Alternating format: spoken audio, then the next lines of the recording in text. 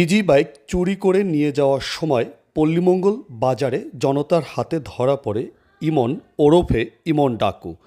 আজ ৮/২/২০২৪ তারিখ শনিবার আনুমানিক রাত ৩টায় শরণখোলা উপজেলার ২ নং খন্তাকাটা ইউনিয়নের নলবনিয়ার সগির মোল্লার ছেলে জসিম মোল্লার ইজি বাইক চুরি করে ওরফে ইমন ডাকু।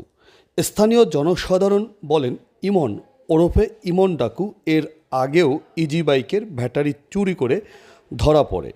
চোর ধরা পড়ার খবর শরণখোলা থানায় জানানো হলে শরণখোলা থানার পুলিশ ঘটনাস্থলে ছুটে যান, কিন্তু চোর ইমন ওরফে ইমন ডাকু এর আগে স্থানীয় জনসাধারণের কাছ থেকে পালিয়ে যান।